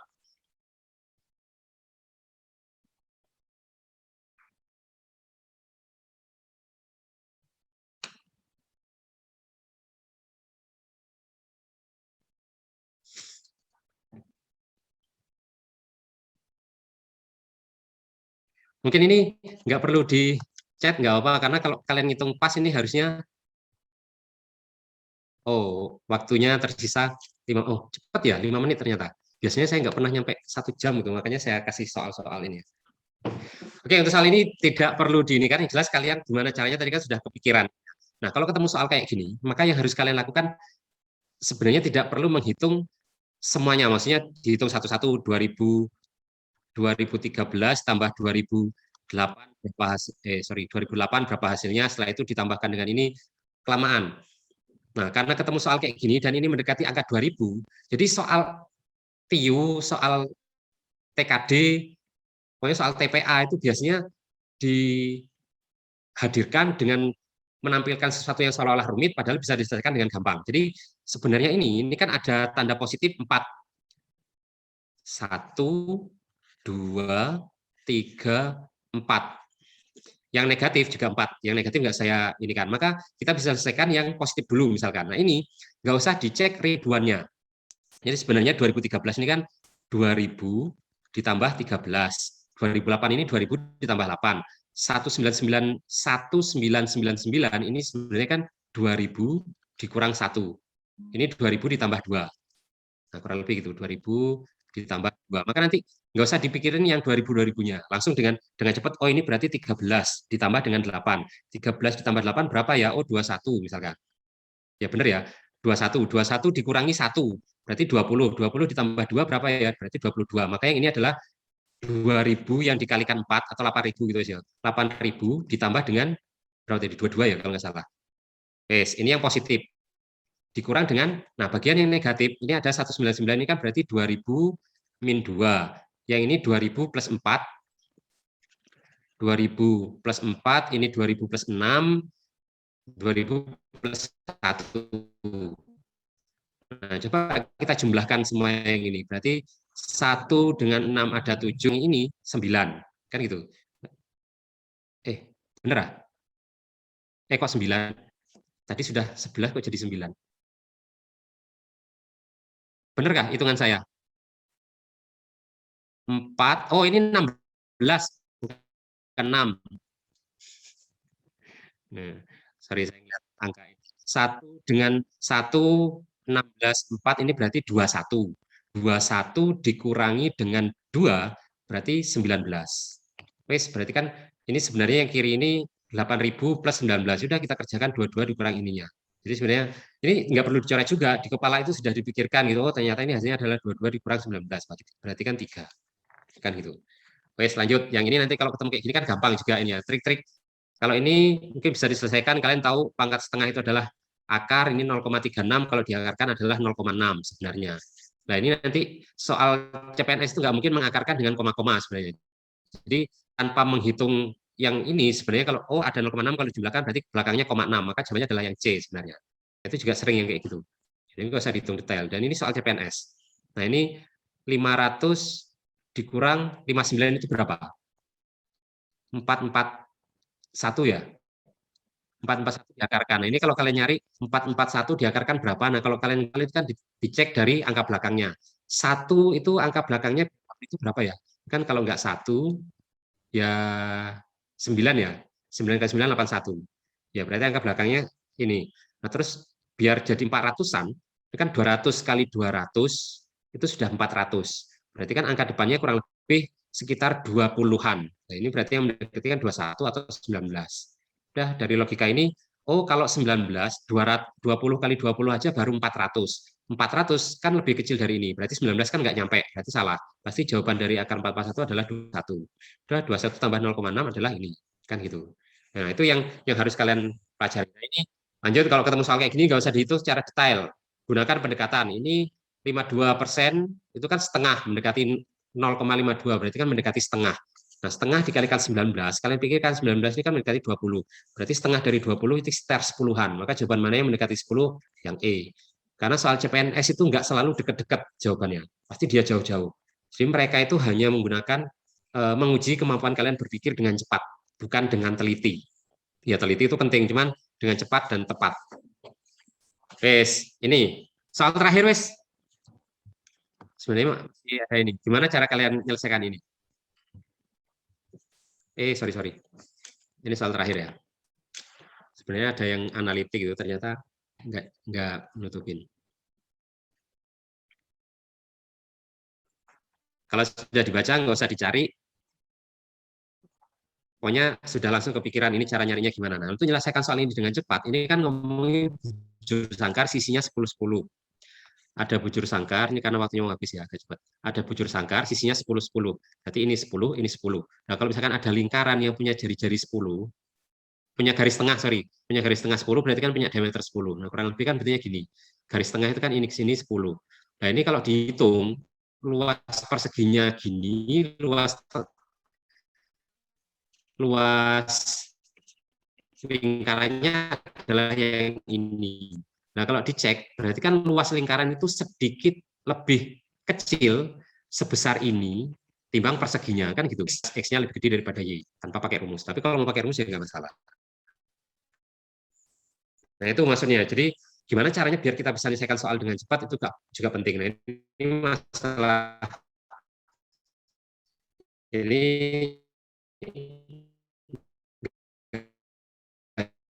cukup karena tadi tinggal 5 menit. Nah, berlogika dan memiliki wawasan. itu pentingnya memiliki wawasan khususnya untuk yang TWK ya. Maka untuk menyelesaikan soal SKD cukup waras dan berwawasanlah. Wes, itu ya. Nek kalian skor SKD 200, saya yakin kalian nggak waras. Karena kalau kalian waras bisa berlogika dengan normal, maka sedikit banyak pastilah mendekati yang tadilah minimal 400-an. Karena orang yang skornya paling rendah itu sekitar 400-an, yang paling tinggi sekitar 600-an. Nah, jadi pesan saya, cobalah untuk berpikir waras dan cobalah untuk menambah wawasan kalian, maka SKD kalian akan lancar. Next, persiapan S2. Jelas, saya nggak tahu tidak semua tempat mensyaratkan ini. Di UM kemarin tidak, cuman jadi jelek-jelek gini, saya waktu S1 itu dulu pernah mau lanjut S2 di Nuklir UI ya, dan saya sudah keterima di Nuklir UI, tapi tidak saya ambil gara-gara dosen saya. Jadi nggak memperbolehkan kalau saya masuk murni gitu. Makanya itu saya mempersiapkan yang tes Otobapenas. Kalau di UI minta ini, sama tes TOEFL ITP kalau di Indonesia biasanya sekitar 450 sampai 500. Cuman kalau mau kuliah di luar negeri harus ini. Nah, ini persiapan yang paling penting ketika mau lanjut S2. Cuman nggak harus ada TPA Otobapenas karena ini nggak wajib. Cuman tes TOEFL itu biasanya diwajibkan, hanya tanpa itu pun terkadang bisa lolos. Ops, ini rahasia ini ya. Maksudnya hanya tertulis ya. Tes TOEFL kalian daftar S2 harus punya TOEFL minimal 450 misalkan. Kalian daftar dengan skor di bawah itu juga bisa lulus gitu ya. Karena asal kalian tahu, untuk saat ini meskipun sudah banyak lulusan S2, cuman ketatnya persaingan masuk S2 itu tidak seketat masuknya persaingan untuk S1. Jadi bahkan ada beberapa universitas itu yang justru nyari mahasiswa S2. Mulanya ya kalian meskipun tes nggak bisa jawab sama sekali ya tetap dilulus nih, soalnya mereka butuh mahasiswa. Karena ada kuota tertentu yang harus dipenuhi dan seterusnya. Gitu ya. Jadi jangan khawatir. Lapangan kerjaan yang di luar jurusan fisika ini agak ngebut ini 5 menit. Ilmuwan fisika jelas, tenaga pengajar, guru dan dosen, konsultan pendidikan. Kemudian peneliti bidang pendidikan jelas. Banyak orang yang tidak mau terlibat sama ASN sama sekali gitu. Jadi ASN itu sebenarnya bukan satu-satunya peluang. Oh iya. Banyak yang lebih ke yang luar. Konten kreator bidang fisika ini kayaknya jarang juga ini ya. Gitu ya, perusahaan BUMN jelas bisa teknisi laporan. Kemudian yang paling penting itu adalah pengusaha, karena yang paling bagus itu sebaik-baiknya orang yang sarjana yang mandiri itu sebenarnya bukan nyari pekerjaan, tapi membangun usaha untuk bisa membuka lapangan pekerjaan. Kurang lebih itu. Nah ini pesan saya. Oh, jadi one-to-one seperti ini. Pesan. Pekerjaan itu tidak hanya didasarkan pada latar belakang pendidikan kalian, namun berdasarkan keahlian kalian, itu yang paling penting. Maka untuk saat ini kalian jangan terpaku pada saya punya ijazah SPD nanti setelah ini atau SSI setelah ini. Nah, itu nggak relate dengan ketika kalian mau nyari kerjaan. Saingan kalian itu semuanya punya ijazah. IP tinggi juga bukan kalian sendiri. Maka gimana cara kalian supaya kalian bisa meningkatkan self value kalian, keahlian kalian lebih dibandingkan yang lain dan seterusnya, itu cara terbaik supaya kalian dapat pekerjaan. Makanya mulai dari sekarang sebenarnya jangan dipikirkan kira-kira nanti saya kerja apa, tapi pikirkan dulu sebenarnya keahlian saya selain dari ngajar, selain dari fisika itu apa. Oke, sekian dari saya. Lebih dan kurangnya saya mohon maaf, saya kembalikan ke moderator dulu. Oke, Mas moderator. Baik. Terima kasih kepada Pak Reza atas pemaparan materi yang sangat bermanfaat untuk kami semua. Selanjutnya memasuki sesi tanya jawab. Bagi peserta yang ingin bertanya, dimohon untuk mengaktifkan fitur reset. Kemudian, jika saya ingin bertanya, peserta boleh mengaktifkan mikrofon dan menyampaikan pertanyaannya. Peserta juga diperbolehkan untuk menyampaikan pertanyaannya pada kolom chat dengan format nama _ pertanyaan. Lalu untuk peserta yang ingin bertanya, dipersilakan. Kepada saudari Widya Rahmawati, saya persilahkan untuk mengaktifkan mikrofonnya. Assalamualaikum warahmatullahi wabarakatuh. Waalaikumsalam warahmatullahi wabarakatuh. Ya, terima kasih untuk kesempatannya. Perkenalkan Pak, nama saya Widya Rahmawati. Dan sebelumnya saya ingin menyampaikan terima kasih sekali karena motivasi dari Pak Reza ini sangat luar biasa. Jadi saya sampai merinding Pak mendengarkannya. Untuk pertanyaannya yang pertama terkait buku CPNS mungkin yang Pak Reza pernah beli dengan Pak Rizky ya. Nah itu untuk buku apakah ada trik khusus buku apa yang harus dibeli, karena mungkin tiap tahun kan ada keluaran yang beda gitu Pak buku-bukunya, dan mungkin ada buku yang recommended dan ada yang tidak. Itu bagaimana cara memilih buku yang layak atau yang paling recommended untuk dibeli. Kemudian yang kedua terkait pemilihan wilayah mungkin Pak. Kalau di CPNS kan biasanya pilih wilayah mana, di sini butuh 2, di sini 1. Nah itu kadang dari orang-orang di sekitar itu ada yang menyarankan gitu loh, kamu jangan pilih yang ini, pilih yang di sini aja, kok sini saingannya berat atau gimana gitu. Terkadang kan itu tidak bisa kita kondisikan gitu Pak. Nah ini untuk mengantisipasi itu bagaimana? Kadang pengen di posisi A, pengen di lokasi A tapi takut gitu. Akhirnya ambil B. Ternyata ya kan karena enggak ada yang tahu hasilnya, jadi itu membuat bingung saat memilih lokasinya. Ya, terima kasih. Oke, terima kasih Mbak Widya. Ini bisa langsung dijawab Mas ya? Oke. Saya persilakan. Oke, untuk yang pertanyaan pertama, sebenarnya saya juga tidak pernah ini dengan buku-buku yang dengan kriteria itu enggak ini. Bahkan kalau saya rekom sebenarnya bukan fokus kepada bukunya, tapi setiap kali CPNS itu biasanya BKN itu mengeluarkan aturan mengenai teknis tesnya, seleksi bahannya, dan seterusnya, mengenai kisi soalnya itu juga jelas di ini ya. Dan yang saya baca itu juga aturan yang dulu waktu saya nggak sampai nggak ada materi yang ada di saya dulu gitu. Jadi kayak TWK kan hanya 4 pilar. Nah sekarang itu sudah ada ketambahan bela negara, nasionalisme dan seterusnya apa gitu ya. Nah jadi yang paling pertama sebenarnya cari dulu pengumuman resmi dari BKN terkait teknis seleksi tesnya, kemudian pelajari apa yang harus dipersiapkan untuk tes untuk setiap sub tesnya, misalkan TWK topiknya apa aja, TU topiknya apa aja dan seterusnya. Terus Pak, apakah nanti yang di kisi-kisi itu sudah pasti akan dikeluarkan minimal 1? Jawaban saya exactly no. Karena waktu saya tes CPNS, kayaknya saya yang paling takut itu dengan TWK ya, karena saya sudah ngerasa ngajar TIU sudah lama gitu. TWK itu saya persiapannya nggak matang nggak punya pemahaman sama sekali dengan TWK. Sejarah nol putul, UUD 1945, pasal-pasal itu ya nol dan seterusnya. Dan saya sadar saya kurangnya di situ. Makanya saya prepare banget dengan bagian itu. Saya baca undang-undang dari awal pembukaan dan seterusnya itu sampai isi-isinya, aturan tambahan, pasal peralihan itu detail saya hafal. Ternyata juga tidak keluar sama sekali. Bhinneka Tunggal Ika itu juga nggak ada sama sekali waktu itu.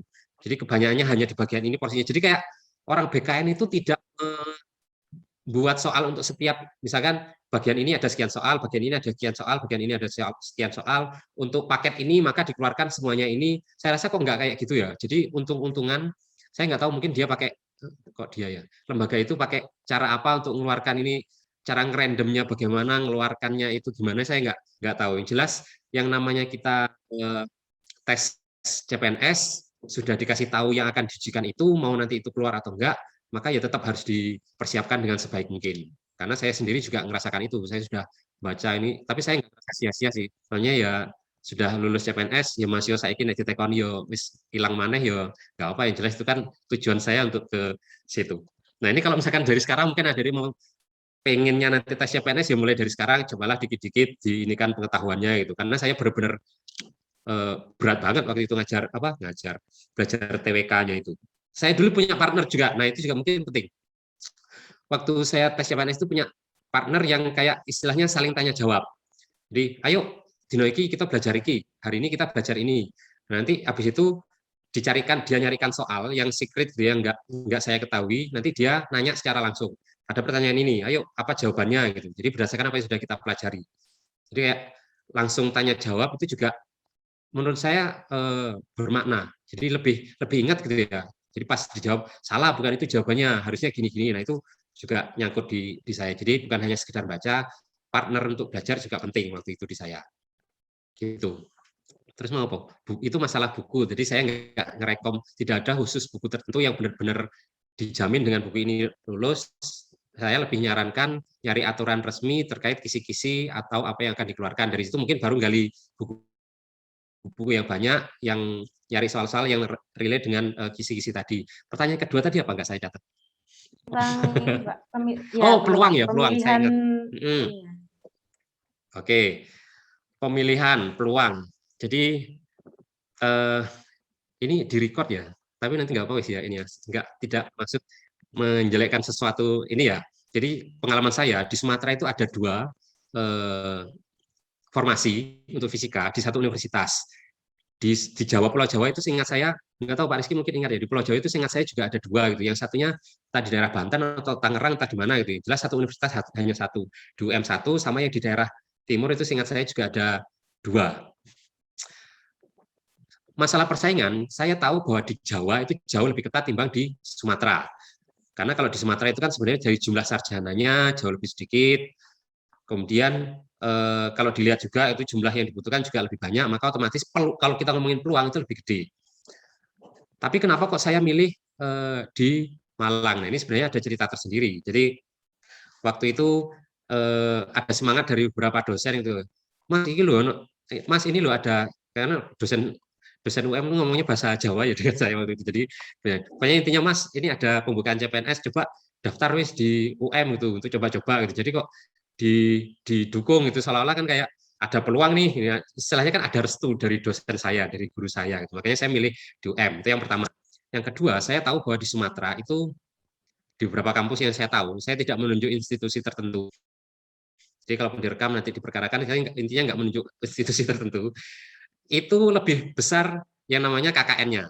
Jadi istilahnya kalau kamu ingin masuk ke situ ya harus punya orang dalam atau jalur khususnya. Itu yang saya tahu lebih kental itunya dibanding di Pulau Jawa. Kalau di Pulau Jawa itu lebih murni ini ya. Maka dari pertimbangan itu ada restu dari guru, kemudian untuk memperkecil kemungkinan saingan saya lolos gara-gara KKN, sementara kompetensinya mungkin tidak di atas saya, atau ya kan bisa jadi gitu ya, karena yang lulus kan bisa jadi bukan ini. Padahal kalau di cek ini sebenarnya saya bukan satu-satunya, ada banyak yang jauh lebih hebat dari saya, cuman kebetulan saya lulus ya gara-gara kesempatan tadi ini ya. Maka saya milih di UM. Terus apakah orang tua merestui? Ya sebenarnya dimarah-marahin saya.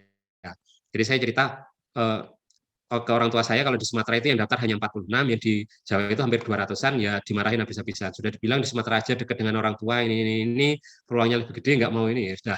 Jadi intinya sebenarnya nggak di ini. Cuman kalau dari saya, membaca peluang itu sebenarnya bukan hanya sekedar jumlahnya, sedikit banyaknya yang di ini kan, cuman kita harus tahu juga kira-kira lingkungan situ, kira-kira gimana. Harus membaca juga kira-kira ada kandidat internal nggak kira-kira yang nanti akan diluluskan. Bisa jadi kan di kampus tertentu sudah ada dosen yang sudah lama bekerja di situ, belum PNS, sehingga nanti seandainya lulus di tahap terakhir, mau sepintar apapun saingannya ya tetap diprioritaskan yang itu. Nah itu juga penting, nyari informasi kayak gitu. Jadi kupingnya dipanjangin untuk nyari informasi yang itu. Gitu Mbak ya. Jadi banyak aspek-aspek yang perlu dipertimbangkan untuk nyari peluang terbesar supaya kita bisa lulus di tempat itu.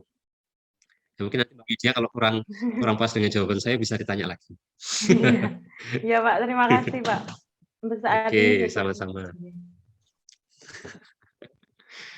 Oke, sukses Mbak ya. Ini bentar lagi kan sudah selesai S2 ini, siap jadi dosen Mari.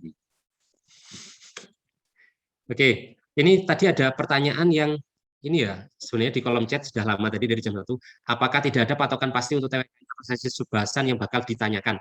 Tadi sudah saya ini kan tidak, jadi tidak ada subbahasan. Teman saya itu dosen polinema itu yang tes barengan dengan saya itu yang banyak keluar justru pasal-pasal. Jadi ada 7 soal yang keluar semuanya pasal-pasal. Sementara saya 0% tidak ada yang muncul itu sama sekali. Jadi istilahnya proporsi. Tapi mungkin kalau sekarang beda ini saya nggak tahu, saya nggak ikuti perkembangan ini ya. Soalnya saya nggak selalu ikut tes CPNS setiap tahun, jadi nggak tahu perkembangan ini ya. Jadi tahun kemarin itu apakah distribusinya memang dimeratakan, ada topik ini yang dipastikan keluar, saya nggak tahu. Jelas di tahun saya, pengalaman saya waktu ikut tes CPNS, tidak seperti itu. Ada topik yang benar-benar tidak muncul sama sekali, dan ada topik yang banyak. Saya dulu banyak sejarahnya. Dan itu memberatkan bagi saya, cuman karena saya well prepare, ya sedikit banyak saya bisa tahu. Itu untuk jawabannya. Kemudian ketika mengajar anak fisika SMA, saya berapa kali terkena pertanyaan siswa yang sebenarnya soal tersebut saya kurang memahami. Bagaimana cara menangani hal tersebut, Bapak? Oke. Ini rahasia guru biasanya kalau misalkan ini. Kalau ditanya, yang pertama, sebenarnya kalau ditanya dan kita nggak tahu, tapi sebenarnya kita bisa nyari tahu dengan cepat, atau ini kalian beri kesempatan dulu ke siswa kalian. Nah, atau Dek, coba kamu cari dulu ininya. Mungkin kalian punya pengetahuan sedikit untuk bisa menjawab soal itu, kalian kasih clue-nya misalkan. Saya bukan berarti saya nggak pernah ini, saya sering juga kok mengalami hal itu. Jadi ditanya hal-hal yang aneh-aneh dan saya nggak bisa menjawab, saya beri kesempatan dulu kepada siswa saya untuk coba awak pikirkan gitu ya, atau coba wis ambil HP, searching, cari kira-kira gimana cara ininya. Nah, itu sebenarnya untuk ngelur waktu sambil dia nyari megang HP, saya juga megang HP searching gitu ya, nyari informasi ininya. Terus kalau misalnya nggak kejawab, bisa jadi dijadikan tugas. Nah, ini sebenarnya rahasia umum ini ya. Kalau emang kepikiran kita, oh ini kayaknya soalnya susah banget deh, dengan waktu sekian menit saya nggak bisa jawab pertanyaan ini. Nah, kasih kesempatan dulu. Ini sebagai tugas ke siswa kalian, tapi jangan langsung ngomong kalau karena kita nggak tahu. Coba dulu, saya nggak mau jawab kalau kamu nggak nyoba nyari dulu gitu ya. Coba dicari dulu. Nah, terus kalau misalkan, lupa kalau misalkan gini, dia sudah ngomong itu sudah soal agak lama, dia sudah nyoba dan nggak bisa-bisa gitu ya. Terus kita nggak bisa, itu terpaksa harus bilang bahwa, oh ya ini nggak apa-apa, guru ngomong dia ada kekurangan ya nggak masalah ya, jujur ini ya. Oh iya nggak apa-apa, ini kalau saya baca kayaknya saya nggak paham, nanti coba saya jadikan PR dulu, nanti akan saya pelajari, nanti segera mungkin akan saya kasih tahu ke ya siapa nama siswanya untuk bisa menyelesaikan soal ini caranya gimana. Ini nggak apa-apa, jadi kita butuh waktu dijelaskan bahwa saya juga nggak paham ya nggak masalah sebenarnya. Tapi ya coba dicari alternatif yang lain gitu ya, karena kalau kita setiap kali ditanya ngomong nggak tahu itu ya jatuh harga diri kita, nanti nggak dipercaya dengan siswa kita. Gitu. Jadi nanti itu kalau kalian ketemu guru atau saya nggak tahu kalau dosen mungkin ya semuanya bisa enggak juga. Saya juga meskipun dosen masih banyak belajar itu. Kalau ada guru kalian atau dosen kalian pas kalian tanya dijadikan PR, mungkin salah satunya gara-gara dosen kalian tidak tahu apa jawabannya sebenarnya. Tapi nggak menutup kemungkinan juga untuk memberi space kalian, ruang kepada kalian untuk mengeksplor pengetahuan ya. Jadi bukan berarti guru ditanya atau ditanya jadikan PR itu gara-gara nggak tahu juga nggak bisa gitu. Itu trik kalau dari saya. Karena kalau di ilmu pedagogi juga ada disuruh gitu ya, nggak boleh ngomong langsung nggak tahu. Sudah, saya rasa sudah terjawab semua. Selanjutnya, monggo Pak Moderator gimana?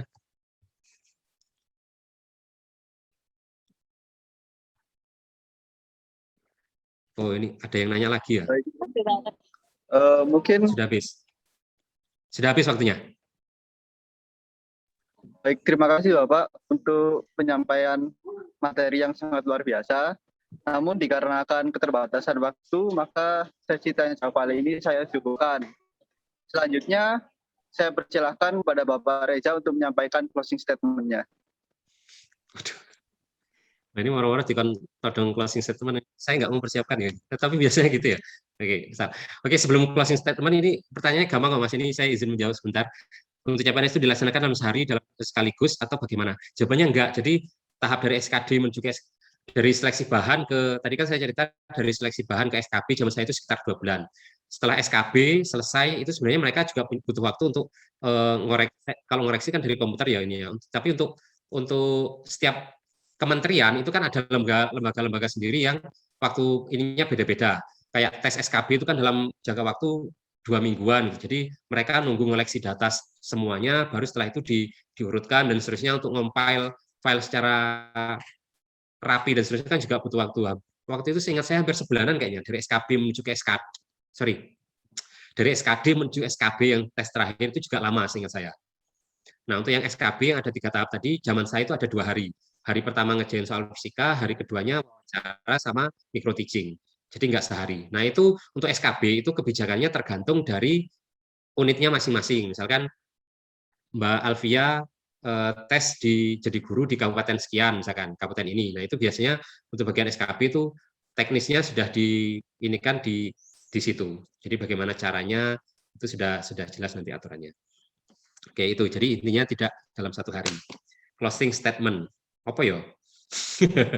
Nah mungkin sebenarnya dari yang saya sampaikan banyak tadi, intinya kalau dari saya sebenarnya tips dan trik jitu untuk lulus tes CPNS yang benar-benar manjur dan seterusnya sebenarnya tidak ada kalau dari saya. Bahkan kalau misalkan ada soal fisika sendiri, jangankan hal yang luas ini ya, menyelesaikan soal fisika harus pakai rumus Deaking biar cepat, itu sebenarnya juga hal yang keliru. Rumus Deaking itu sebenarnya bukan trik, tapi hanya cara singkat untuk bisa ke situ, yang itu justru akan mempersulit kalian sebenarnya. Karena kalau misalkan by rumus Deaking itu kan by konteks. Kalau ketemu konteks ini maka menyelesaikannya pakai ini, konteks ini pakai ini dan seterusnya, itu justru makin banyak pretelannya. Maka harusnya konsep utuhnya itu bagaimana supaya bisa menyelesaikan ini. Nah, itu sama aja dengan CPNS ini.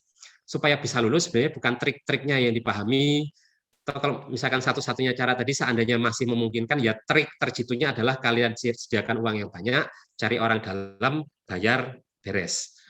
Cuman kalau jalur yang lurus, trik dari saya adalah mulai dari sekarang coba kalian pikirkan apa yang harus kalian capai di jadi orang itu harus visioner ya. Kemudian, sekian tahun kemudian saya pengen jadi ini, maka bangun ini relate dengan pengetahuan ilmu bahasan kemarin bahwa sekian tahun ke depan saya pengen jadi ini, maka mulai dari sekarang mulailah bangun pengetahuan kalian, self value kalian yang nanti relate dengan apa yang akan kalian capai di situ. Kalau kalian pengen jadi PNS ya mulai siapkan dari jauh-jauh hari, mungkin secara sadar atau nggak sadar kayak saya kan menyiapkan fisikanya itu dari jauh-jauh hari dan seterusnya gitu. Jadi intinya closing statement-nya adalah untuk tes CPNS tidak ada trik jitu. Nah, ini kan langsung kontradiktif dengan judulnya. Jadi, saya mohon maaf untuk panitia sekali lagi bahwa saya mengkhianati permintaan materi dari kalian bahwa untuk menyampaikan trik jitu untuk CPNS ternyata saya bilang tidak ada. Cuman itu realitanya gitu ya. Jadi,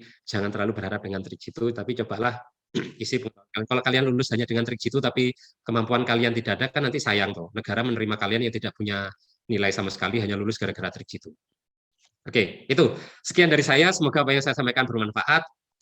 Kalau ya tidak ada manfaatnya, ya mungkin gali lagi pasti ada manfaatnya. Pokoknya intinya saya maksa bahwa ada manfaatnya meskipun hanya sedikit. Kurang dan lebihnya saya mohon maaf. Saya akhiri. Taufik walhidayah. Wassalamualaikum warahmatullahi wabarakatuh. Monggo saya kembalikan ke moderator. Baik, terima kasih atas closing statement yang luar biasa dari Bapak Reza. Selanjutnya, saya akan membacakan kesimpulan yang dapat kita ambil dalam webinar kali ini. Untuk mencapai impian dan cita-cita, kita harus mempersiapkan segala hal hingga sedetail-detailnya. Banyak persiapan yang perlu dilakukan seperti berlatih soal dan pembekalan untuk menjalani tes. Penguasaan materi tidak bisa dilakukan secara instan, kita harus mempersiapkan jauh hari, bahan serta materi yang diperlukan untuk menghadapi seleksi. Sebagai pendukung untuk kesuksesan, penting sekali menambah pengalaman dan mengasah kemampuan. Kita belajar bukan untuk ujian UTS dan UAS, nanti kita belajar untuk siap ujian apapun dan kapanpun. Lalu karena penyampaian materi serta sesi tanya jawab telah usai, saya mengucapkan terima kasih sebanyak-banyaknya kepada para tamu undangan dan peserta atas kehadiran dan partisipasinya pada acara webinar Bincang Santai kali ini. Saya selaku moderator meminta maaf jika ada kekurangan dalam memandu penyampaian materi dan tanya jawab pada acara webinar hari ini. Semoga diskusi tadi bermanfaat bagi kita semua. Saya akhiri, wassalamualaikum warahmatullahi wabarakatuh. Terima kasih banyak, saya kembalikan kepada MC. Ya, baik, terima kasih kepada moderator yang telah memandu penyampaian materi dan sesi tanya jawab ya. Baik, mungkin untuk webinar kita pada hari ini dapat diakhiri. Semoga acara webinar Bincang Santai ini dapat bermanfaat untuk bekal mempersiapkan karir mahasiswa fisika di masa depan. Sebelum mengakhiri acara webinar ini, mari kita tutup dengan doa. Berdoa sesuai agama dan keyakinan masing-masing, dipersilahkan.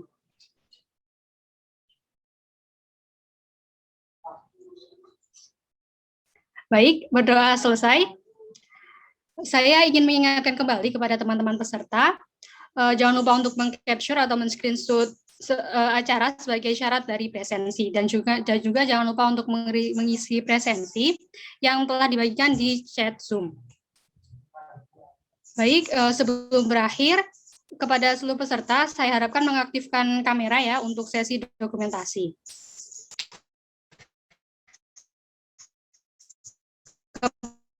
Kepada petugas dari panitia. Baik.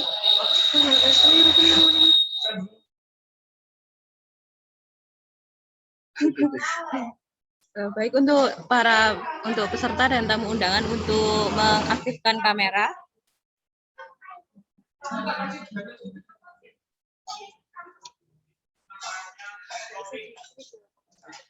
Baik, untuk slide pertama. 1, 2, 3.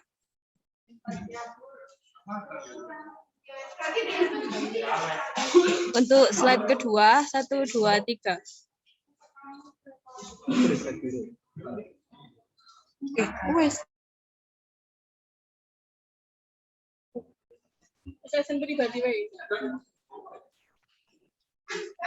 Wis yo mari yo. Wis yo. Wis Rom. Wis.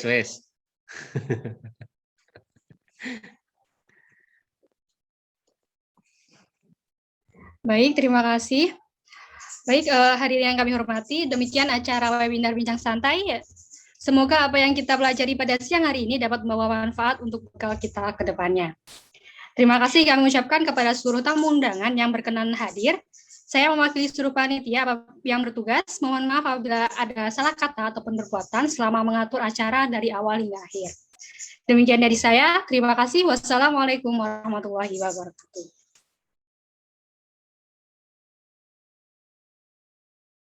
Waalaikumsalam warahmatullahi wabarakatuh. Terima kasih ya dari Suara Ekspres. Assalamualaikum. Waalaikumsalam warahmatullahi wabarakatuh. Terima kasih Pak Rizal. Masih ada. Oke, sama-sama. Terima kasih Bapak atas materi yang disampaikan. Ya, kepada peserta dipersilakan untuk meninggalkan Zoom. Terima kasih telah mengikuti webinar Bincang Santai kali ini ya.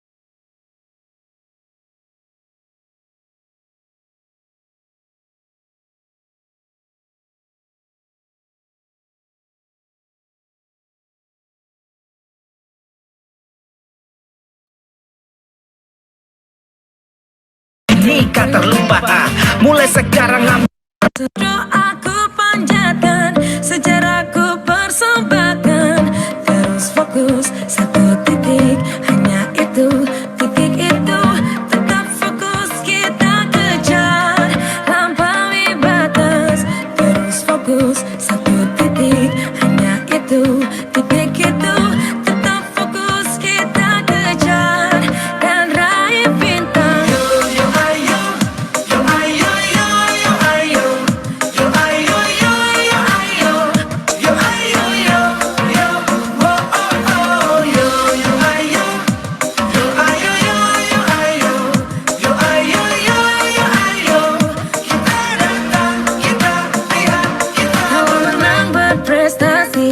Kalau kalah jangan frustasi, kalau menang solidaritas, kita galang sportivitas.